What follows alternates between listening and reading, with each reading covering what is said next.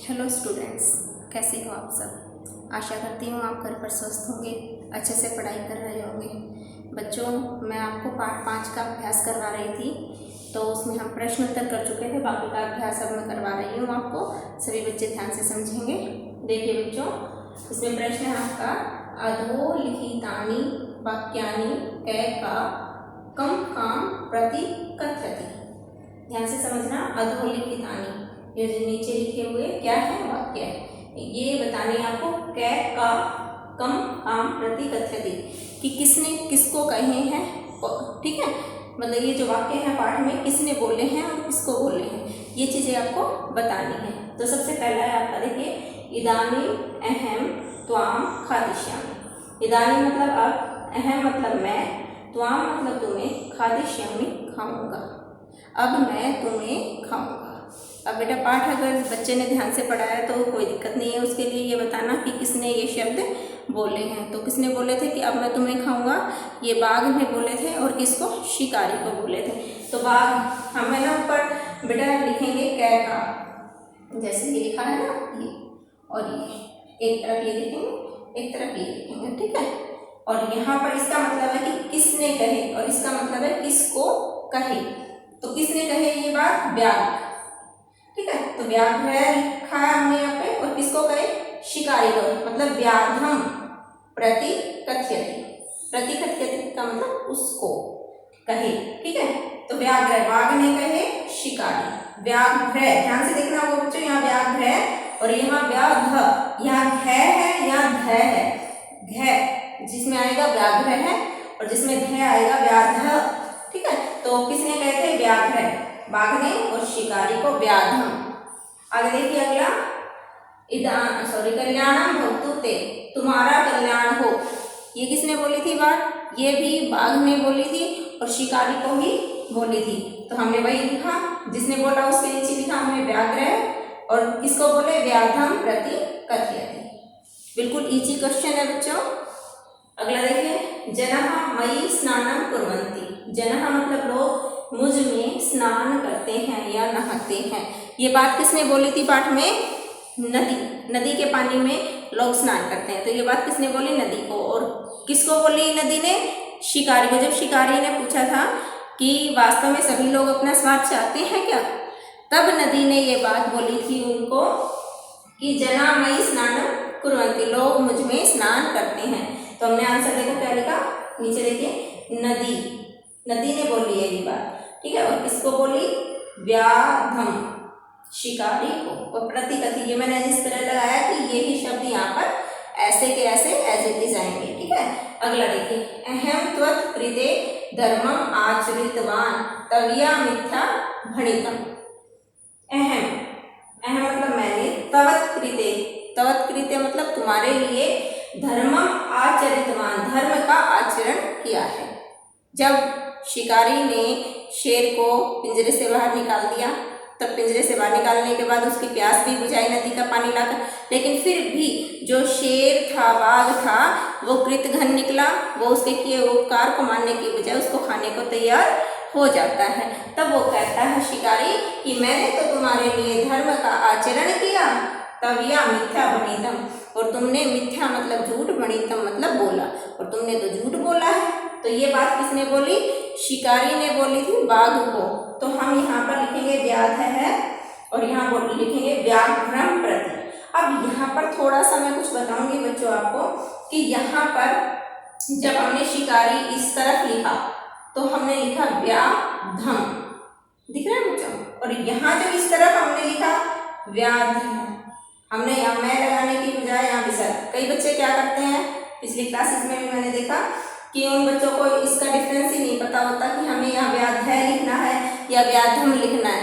उनको ये इतना याद रखना उनके लिए जरूरी होता था कि बस शिकारी ने लिखना है, और शिकारी मतलब व्याघ्र। उनको ये नहीं ध्यान होता है कि हमें किसने कहा या किसको कहा। इन दोनों चीज़ों में देखो बच्चों अंतर है।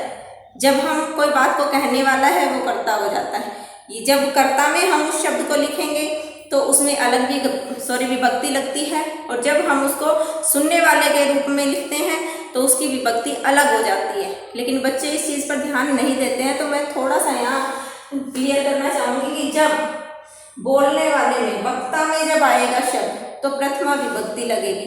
ठीक है बच्चों, जब कोई शब्द वक्ता वाले पोर्शन में लिखोगे तो उसमें लगाओगे आप प्रथमा विभक्ति, और जब श्रोता वाले पोर्शन में, सुनने वाले, जो कि सुनने वाला है बात का, ठीक है, उसमें लगाओगे उसी शब्द को, तो उसी शब्द की आप द्वितीय विभक्ति लगाएंगे। ठीक है, तो जब यहाँ पर सुनने वाले पोर्शन में जब हमने शिकारी लिखा था, यहाँ व्याधम, ये जो व्याधम शब्द है ये द्वितीय विभक्ति है, और यहाँ है व्याध, ये प्रथमा विभक्ति है, क्योंकि यहाँ पर वो वक्ता है, यहाँ पर वो श्रोता है। समझ में आई बच्चों? जैसे हमने राम का रूप याद किया, राम की प्रथमा विभक्ति क्या होती है? प्रथमा में हम एक वचन में क्या लिखते हैं? राम है लिखते हैं, राम है, रामौ, रामः। ठीक है, ये प्रथमा विभक्ति के तीनों शब्द थे। उसके बाद जब द्वितीय विभक्ति आती है तो राम का फिर आगे कैसे चलता है? रामम चलता है कि नहीं चलता है बच्चों? राम है, रामौ, रामः, रामम। ऐसे ही जो व्याध है शब्द है, व्याध है एक वचन, जब प्रथमा विभक्ति होगी तो व्याध है, और जब द्वितीय विभक्ति होगी तो व्याधम। तो जब हम वक्ता वाले पोर्शन में व्याध लिखेंगे तो व्याध है प्रथमा विभक्ति, और जब उसी शिकारी को हम श्रोता में लिखेंगे तो द्वितीय विभक्ति लगाएंगे, व्याधम, व्याध है, व्याधम। ये इसलिए यहाँ पर चेंज हो गया है। अगला देखिए, यत्र कुत्रापि छेदनम कुर्वन्ति, हमें यहाँ वहां से छेदन कर देते हैं, मतलब काट देते हैं। ये बात किसने बोली थी बच्चों? पेड़ ने, वृक्ष ने बोली थी कि जब शिकारी ने पूछा पेड़ से कि क्या सभी अपना स्वार्थ चाहते हैं, तब पेड़ ने ये कहा था कि लोग हमें यहाँ वहां से काट देते हैं। तो यहाँ पर वक्ता कौन है, बोलने वाला कौन है? वृक्ष। तो वृक्ष में प्रथमा विभक्ति रहेगी तो वृक्ष है। ठीक है, और जब सुनने वाला कौन है? यहाँ पर सुनने वाला है शिकारी। ठीक है ना बच्चों? तो हम शिकारी जो शब्द है उसकी संस्कृत जो बनाएंगे, मूल शब्द में द्वितीय विभक्ति का प्रयोग करेंगे, तो व्याधम क्या लगाएंगे? व्याधम। ठीक है, यहाँ व्याधम प्रति कथयति। नेक्स्ट देखिए, संप्रति पुनः पुनः कूर्दनम कृत्वा दर्शय। संप्रति, अब पुनः पुनः मतलब बार बार, कूर्दनम कृत्वा कूद कर, दर्शय दिखाओ, अब मुझे बार बार कूद कर दिखाओ। ये बात किसने बोली थी बच्चों? लोमड़ी ने बोली थी। और किसको बोली थी? बाघ को। किसको बोली थी? बाघ को। देखो बच्चों, मैंने कहा लोमड़ी ने, जब वक्ता आया तो मैंने क्या कहा? लोमड़ी ने। और किस को? बाघ को। अब आप कारक चिन्ह देखिए, जब ने पहले वाले में क्या आया? ने। किसने? लोमशिका ने। ने जो होता है वो कर्ता का कारक चिन्ह होता है। ठीक है, और उसके बाद आया कि बाघ को जो है किसका कारक चिन्ह है? कर्म का। ठीक है, तो प्रथमा विभक्ति कर्ता की, कर्म दूसरी विभक्ति है। अंतर समझ आ रहा होगा बच्चों? तो यहाँ पर हम लोमशिका जो शब्द है इसकी प्रथमा विभक्ति रखेंगे, जैसे लता का रूप होता है बच्चों। ठीक है, तो लता, लते, लतः, तो शुरू में तो सिंपल लता, ऐसे ही हमने सिंपल क्या लिखा? लोमशिका। ना कोई विसर्ग लगाया, ना कोई अनुस्वार लगाया, ओनली लोमशिका। लेकिन जब बाघ को बोली तो जब को आया तो समझ में आ रहा होगा, कर्ता ने कर्म को द्वितीय विभक्ति के ऊपर आया, तो द्वितीय विभक्ति जो होगी व्याघ्रम, व्याघ्र जो है प्रथमा विभक्ति है और व्याघ्रम द्वितीय विभक्ति है। तो यहाँ हम द्वितीय विभक्ति लगाएंगे, व्याघ्रम प्रति कथयति।